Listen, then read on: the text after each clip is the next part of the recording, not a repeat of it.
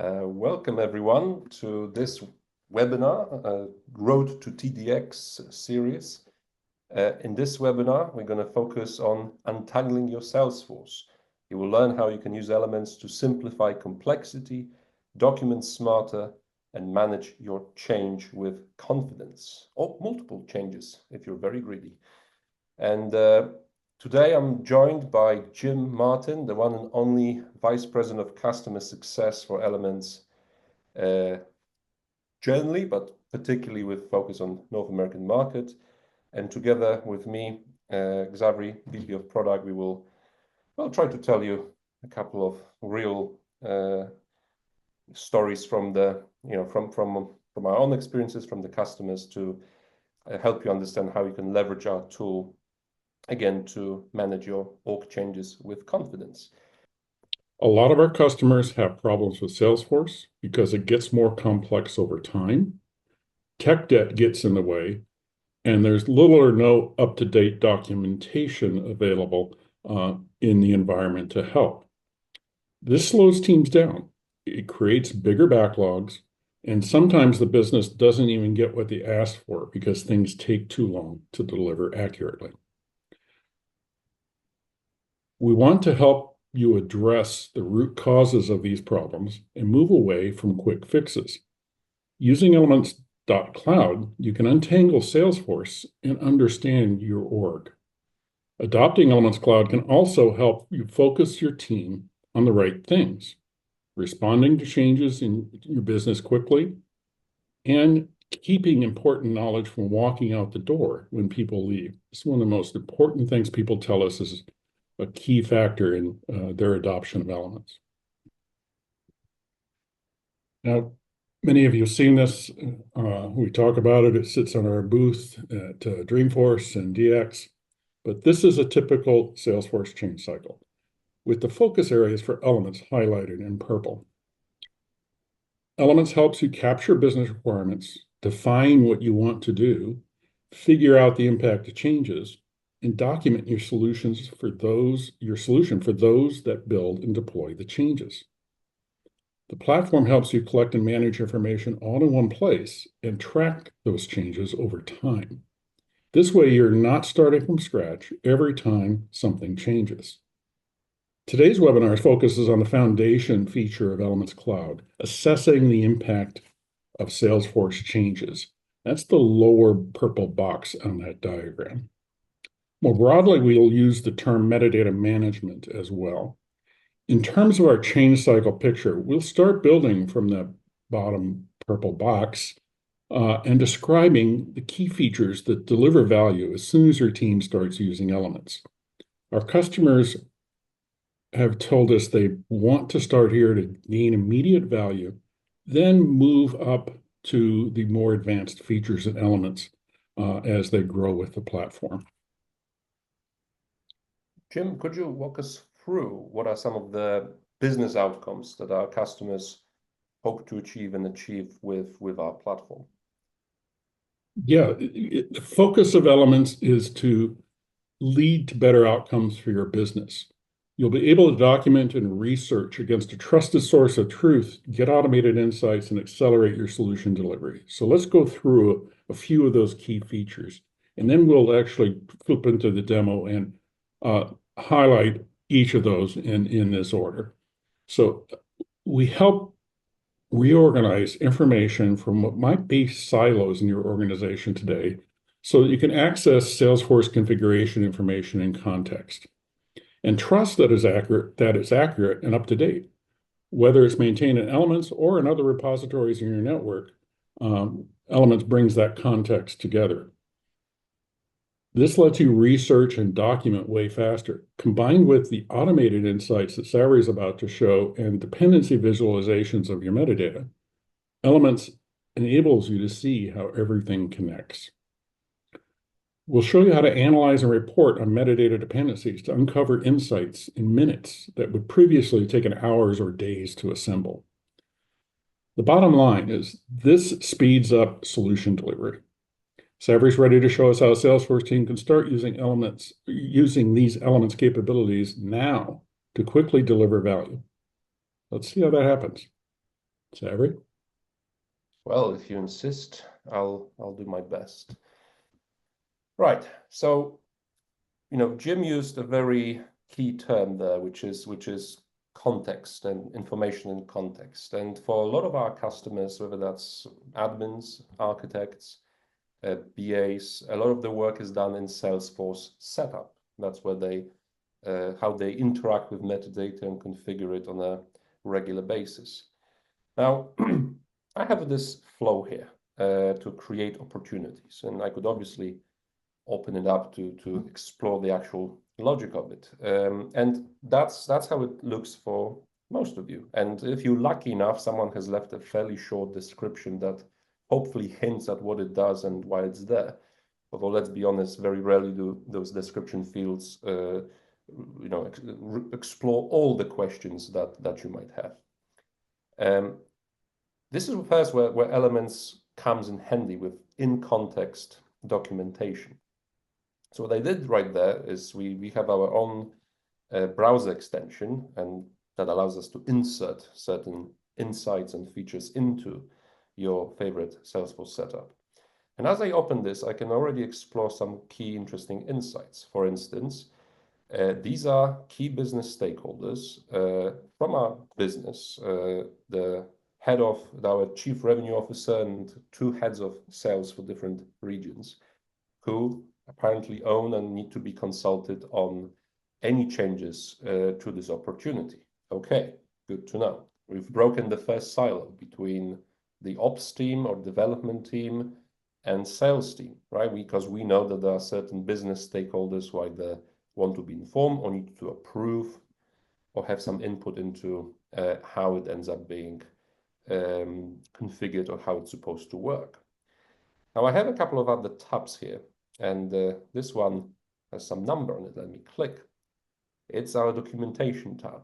And I can see, if I roll over, that we have some design documentation and business process diagrams and some architecture diagrams from over a year ago, which presumably was used to design this particular flow.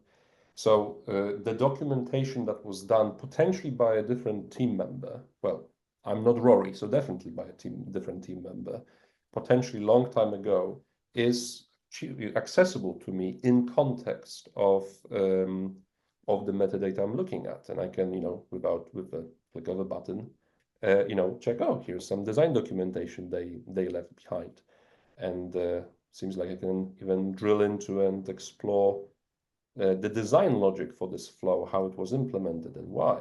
Some sticky notes left behind. So, helps me to really drill into design decisions. And not only that, we've got changes tab. I see we have a story already ready for release being worked by Megan. Some change to improve this particular flow. But so not only do I know if I plan to make any change, then, oh, hold on, someone is already working on this. You don't want to conflict with their work, or maybe I should better talk to Megan before I make any change. But actually, I can also see the history of all the other stories, all the other tickets we've documented over, well, I wonder how far in the past, at least 2024, at the very least, from what I can see. All the changes done to this flow over the course of time. And all that human documentation is there for me to access at any point. Quick question, Sarah. What about documentation we may have in other types of repositories? Maybe I use a shared drive or SharePoint, and I have documentation in other products. Well, it's very simple. We use it in many places as well. You can leave. We have even a library of URL links. You can leave your own URL links. So even if documentation is stored in Confluence pages and SharePoints and whatever else, actually, you know what? Even if you have a whiteboard and you just don't want to, take a screenshot of that board for so that this Yeah, information isn't we've lost. seen that in a few of our attachments. Yeah. Yeah, so you can pretty much link and document, you don't have to just store things in Elements. You can link to documentation stored elsewhere. But the point is then Elements becomes that documentation hub for all of your org's knowledge and past, present, and future plans. So basically, without having to leave Salesforce, I've now brought in all of this context about the history of the metadata that's in this organization. Now, there are what we've called automated insights and human generated insights. So documentation is obviously human generated. Let's dive in deeper on the automated insights and see what we get out of Elements for that. Absolutely. So every day, when we sync the Salesforce metadata and analyze it, we perform a lot of automated insights, and we produce a lot of automated documentation for every metadata component. Let me even go into the details.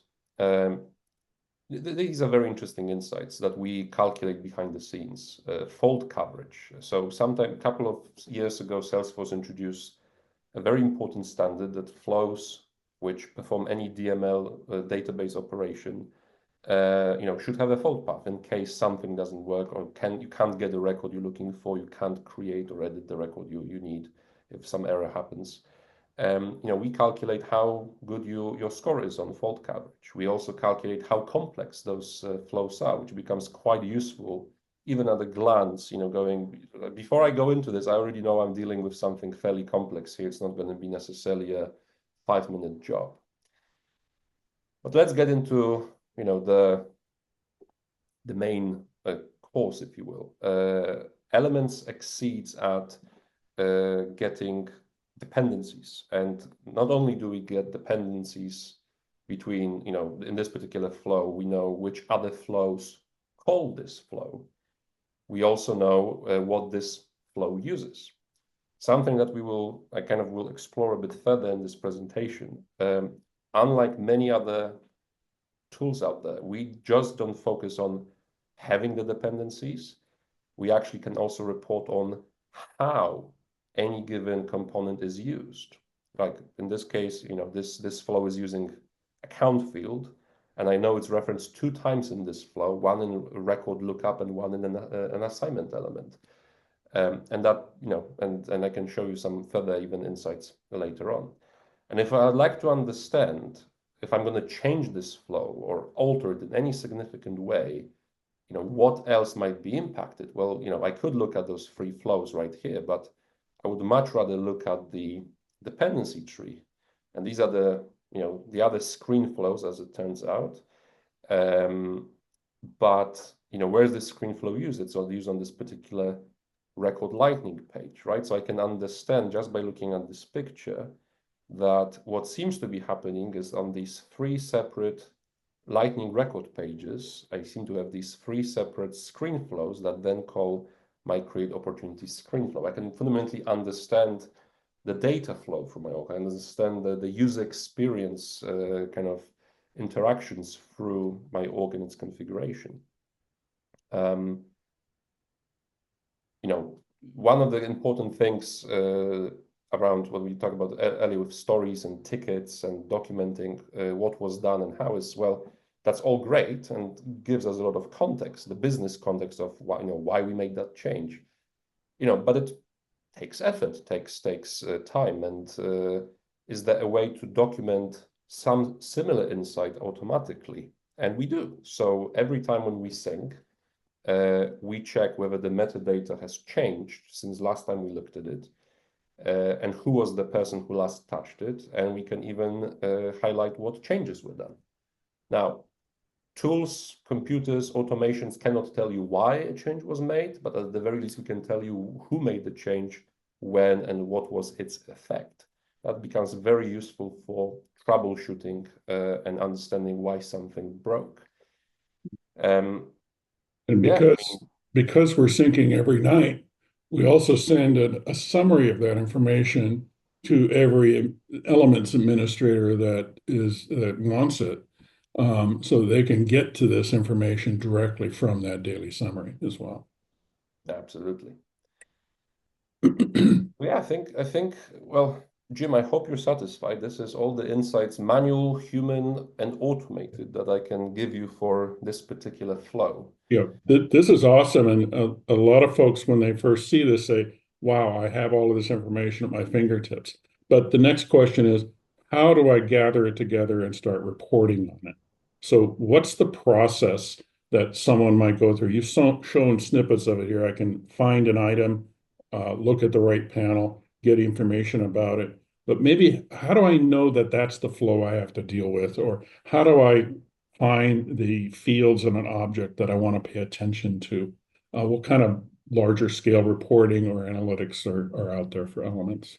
Well, that's a very good question. So I would come back to the use case, right? If you're interested in and you have a task at hand to fix, change, or tinker with any individual component, then you work in setup, we work in setup, let's work in setup together. But if you have a use case where, let's say, it's a bit of a technical debt cleanup, or you want to remove a managed package, or you want to perform any sort of bigger, you're deprecating some capability, and there's a lot of metadata you need to analyze and review and make sure you can remove, then actually, the place to do it would be our web application, and in this view, we go to our metadata dictionary. Let me start from the top, actually. So as Jim said, every day we sync your Salesforce org, we sync all the different metadata types, we analyze them and score analyze the dependencies, access, usage, various things.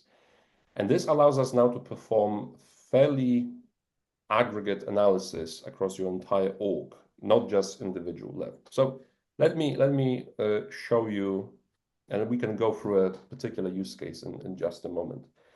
If you're doing some sort of org discovery, or want to understand the state of your org kind of, on the first day, Analytics 360 is the place to go, because we highlight the configuration of your org. In this case, let's say, of all of your objects, how many have, we break them by how many custom fields they've got.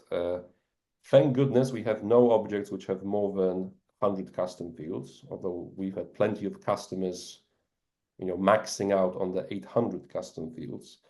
So, this already gives me a sense of how customized, complex our configuration might be just on the object level. If I want to understand now, unfortunately, this is a very boring dashboard for us in terms of technical debt, because we have very little of it. We have almost no inactive components. This is mostly managed package or dated components. So, but we could use that to get a first sense of how much technical debt we might have. If I'm interested in our automations, I want to understand how complex they are. How is our test coverage, fault path coverage? Generally, what is the health of my automations, which is like a nervous system of our org, after all. This gives me let's say, a high level summary. But let's take a very specific use case. So let's say hypothetically that let's pick one of those use cases that I mentioned a second ago. Let's say a lot of our customers often, as you know, Jim, come to us that we want to implement this new Salesforce product. Maybe it's Revenue Cloud, maybe it's something else. Well, the problem is that this new product, or this managed package, whatever it is, inserts a lot of new fields into some of the standard objects. And we are already maxing out, or like, our account object is already fairly complex as it is. Maybe this is an opportunity for us to lose some, weight, lose some technical debt from that. So I'm gonna, visualize for myself all of the objects in this org by number of custom fields. And, okay, I can see account is actually 72 custom fields. Doesn't seem like a lot. Again, well, let's imagine the case where it's 720. Yeah. But let's say this is an object I would like to look into. So I'll show you one of the ways. There are many ways, but I'll show you my favorite way of creating customizable dynamic views and reports in our metadata dictionary. So, you can pretty much create any view of metadata and slice it and dice it in whatever way you choose. So fields on account to delete. Let's go down this route. And I'm gonna, of all the metadata types we support, I'm just gonna focus on fields. I would like to see the API name. I would like to understand maybe description. Subtype of the field would be fairly nice. Whether it's a required field, its length potentially. Yeah, I think that will impact might be useful as So well. Sever, really what we're looking at there with that list of columns is the things we were seeing in the right panel, correct? So I can Yes, now take that right panel information and build a custom report out of that data. absolutely. And not only are all of these attributes you see here kind of metadata, right? It's all the information about the field you can get from Salesforce. But next review date, it's a weird one, right? This is not something that exists in Salesforce. In Elements, this is not in scope of maybe today's webinar, but you have ability to create custom metadata on top of your Salesforce metadata. So if you'd like to review and mass assess it by other dimension, maybe by compliance, maybe by security, maybe by kinds of review data as we use for regular optimization, you can take it up to the next level. So I can use Elements to extend the metadata information that comes from Salesforce so that I can set up standardized metadata management processes using Elements. That's Absolutely. right. Actually, you know what? I've realized impact is equal to, so impact is another interesting automated insight we do on Flow. Elias, I showed you like fault coverage, complexity, but for fields, actually, we automatically look at how often are they used? Are they used in any, automations? Are they documented? And I can, and that helps me narrow down whether any fields might be quick. Sorry, they have low impact on the business and on the org, therefore I can remove them fairly easily. Yeah, we want to sort and select based on these values. Yeah. If customers using gear set, does Elements have visibility into the gear set pipelines and the change manifests that are there? No, not directly. We don't integrate directly with GearSet. The workflow that a lot of GearSet and Elements customers go through is they use Elements for initial scoping. They send tickets with metadata that are going to be impacted to Jira. And then once they've done that work, GearSet picks it up for deployment. But we harken back to that change cycle. Elements is designed to do the analysis up front and then hand over the results of that to the developer teams or the DevOps tools. So I'm going to slightly switch the use case here just because my internet isn't allowing me to do everything I wanted. But one of our admins, actually our architect, has a custom list of metadata that has been marked for optimization. It includes, as you see, objects, fields. I presume there are some record types, lightning pages, all manner of things. And he pretty much used that by creating custom fields on top of metadata and then doing this custom report on top. So great. So in terms of scoping and analysis, imagine whatever your use case is, I want to look at all the fields that have been installed through some managed package so I can understand how I can get rid of all the dependencies and uninstall it, right? Or I want to remove all of the metadata that has been tagged as related to some capability. Or I want to find all the fields on a particular object that haven't been used in a while or haven't been used at all, so I can remove some technical. That the use cases are, I could go on and on and on. Or like in case of Rory, I want to tag all the metadata that seem to be in the need of some optimization or some work, some maintenance for logging. It's quite easy to create these custom reports. Then the question becomes, okay, do I really have to assess those things one by one? It really depends on what sort of analysis you're performing. So for instance, if we are performing a maintenance analysis, we want to understand and let's say list all the flows that are on outdated version or that are don't have fault coverage, and we would not like to extend that. I can multi-select, right-click, and I have plenty of options for assessment. I can tag it. I can change, custom values that we have. But if I plan to remove, I would like to, this is a list of metadata maybe I would like to delete from my org, and I would like to understand the impact of doing so. Then a very useful feature is mass dependency grid. Let me show you how this works. So earlier I showed you, let me just, for context, we were seeing this in the right panel within Salesforce setup, right? A list of dependencies.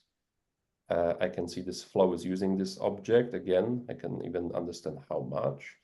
And I can see multi-level dependencies in the dependency tree.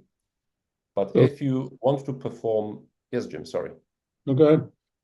But if you want to perform mass analysis, and I can select one by one or everything, and I open dependency grid, that lists every metadata in my initial list. So you can see user and team, custom object, elements import, custom object, sector, field. But why is every metadata type listed multiple times? So let's say use this as an example. Well, it's because each one of those components is potentially used in many other metadata. This field is used in an Apex class, a page layout, and another Apex class. Right. So the key here is that rather than having to know which item you want to look at, like we started with, you can use these filtering and reporting mechanisms to bring the things you need to look at together. And then, Yes. as you showed from the right click example, you can take actions on them. And by the way, what you see in here is also the extent of insights we provide on dependencies, which you will not find anywhere else. On the left here, I've got my, let's call it source metadata, or the primary metadata, right? The things I am looking at and interested potentially in removing. And I have them with their API name, their label, their type, if I want to do any filtering. On the right-hand side, right, I've got my dependent metadata by type with their API name, label. So what's this stuff in between? I understand, well, let's look at this Apex class, right, reads this object. You can see that for any dependency, we say whether if it's an automation and it relates to an object or a field, is it reading the data? Is it potentially writing the data? You can see this Apex class, and relationship description is the way where we describe in a few words what sort of relationship that is. So this Apex class, for instance, updates, upsets, and reads this particular, records from this particular object. Not only can I understand what's dependent, but I can also understand how it's dependent. And the other beauty of it is, in terms of actionability, that if I would like to then make a point that all of those, I want to remove, let's say, all of those things. Great. I can, let me just change to 50. I can select all of those items, right? And say, I'm gonna raise a story. And for every one of those components, I'm gonna raise a story to, delete the unused component. I don't have to do it all at once. I can maybe do it component by component.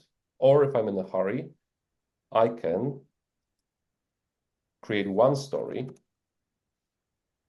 Let me just, for the sake of simplicity, call it something simple. And what you will discover is if I now go to that story, all of those metadata components are in the scope. I haven't touched anything. I haven't even planned when potentially we will start working on this. I've already created a manifest of all metadata that I will be touching and changing in the scope of the story. In terms of automated insights, something that I would also love to highlight is we have already highlighted potential conflict. Look at that. I have a story which I've documented against the metadata I want to delete. And automatically Elements is already telling me that, hey, Megan is working on this other story already and is touching the same field as the one you're planning to touch. Maybe wait, maybe don't do it just yet, or talk to Megan. Maybe there's no conflict between the work that you both plan on doing. And this was from the list of metadata. But if I go back to my grid of metadata, I can do exactly the same thing. Okay, great. I have learned that there are 374 dependencies. I don't really care. I just want to add it to my to-do list and add it to that story or to other stories, so that when the time comes to do this work, everything is beautifully documented, scoped, and ready to go. Awesome. Okay, we've got a number of questions coming up, but we're doing well on time. I'd like to highlight one area of analysis with Elements that's extremely popular with our customers as they're adopting the product, and that's what we call profile and permission set analysis.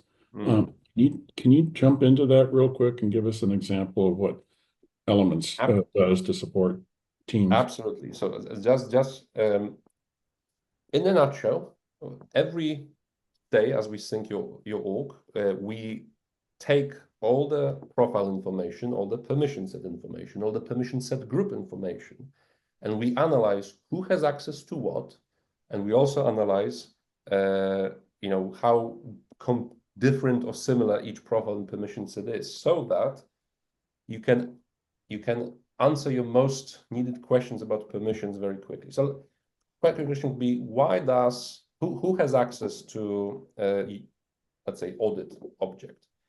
Well, we can tell you that there are, there's one profile and 3 permission sets that grant that access. And we can tell you exactly what's the level of access each one of those grants. We can also analyze access and show you all the users with their level of access and list which profile, permission set, or combination of them allow that user to perform these operations.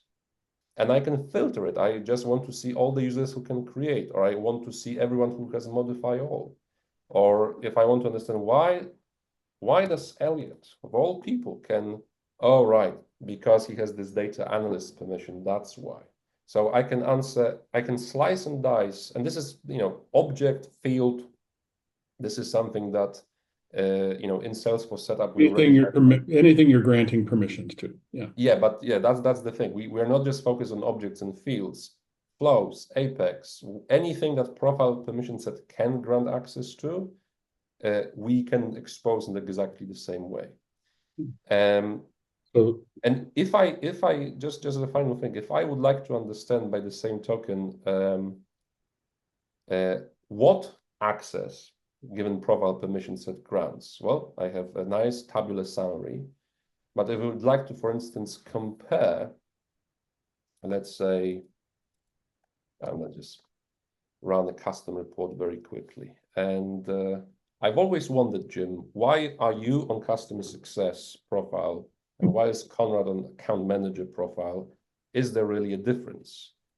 Well, let's have a look. So I've requested for these 2 profiles to be analyzed side by side.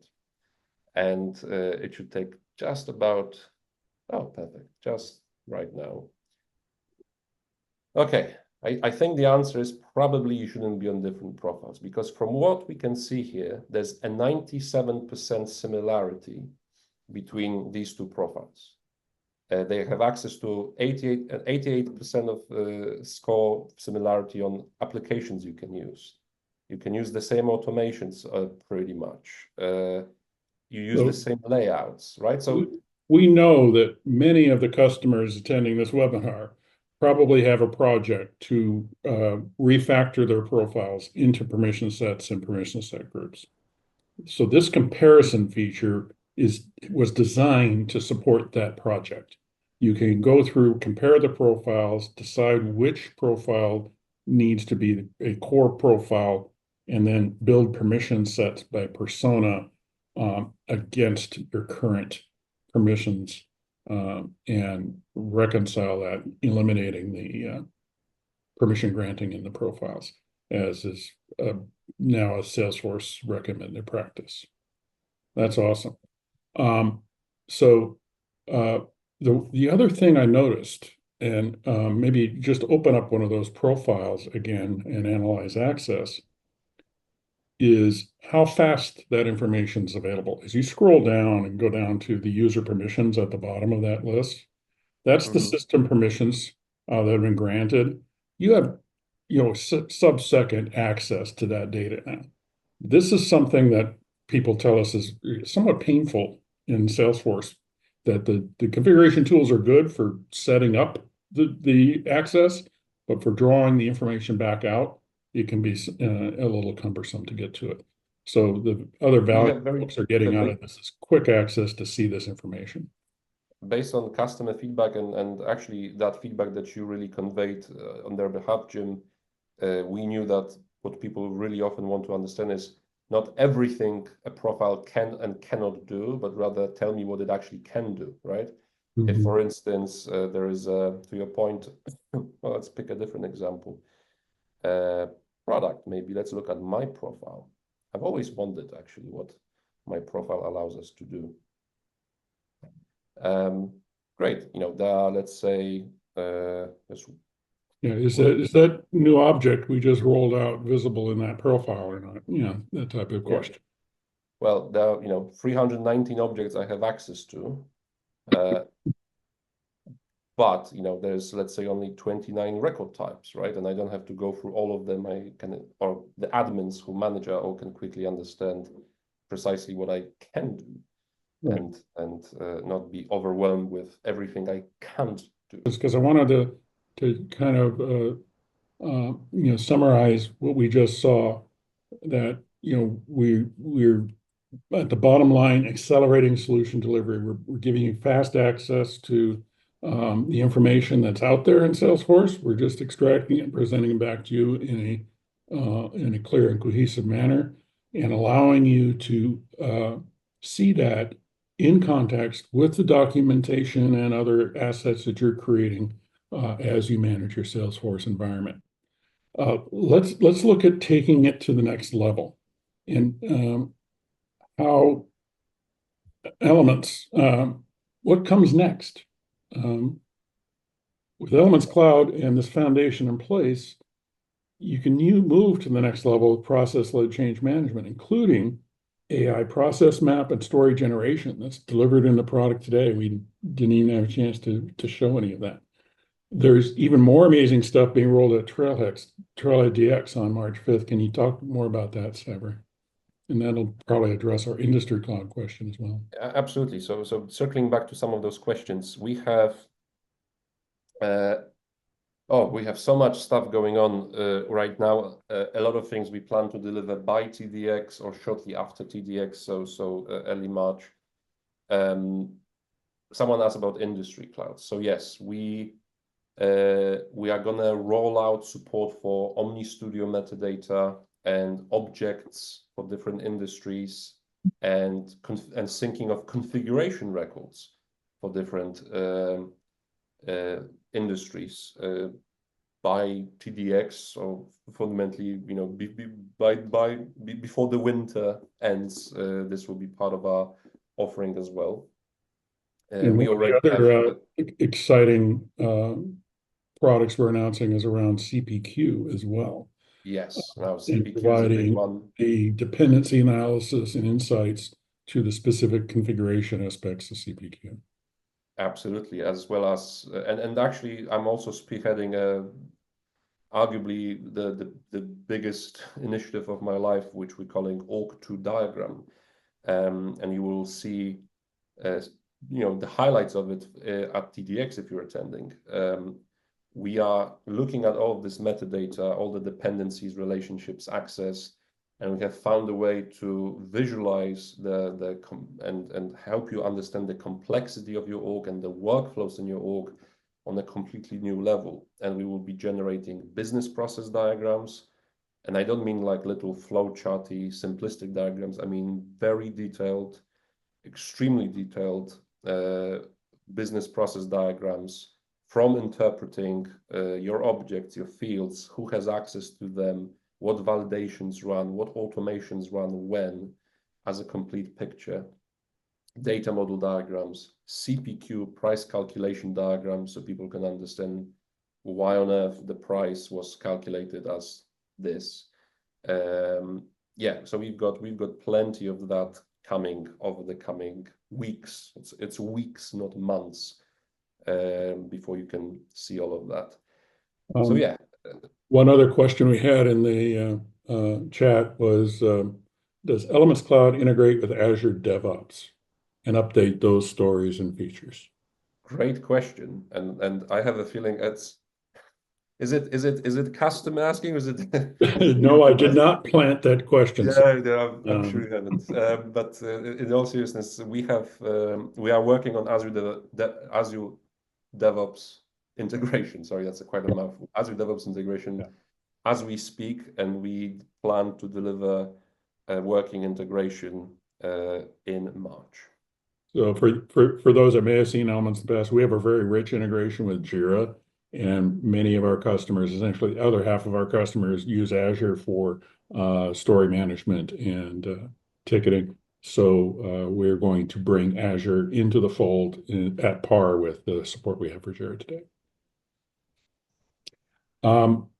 That's great. And so on the screen, you see the links to book meetings with us. We'd love to talk to you in more detail about all these features.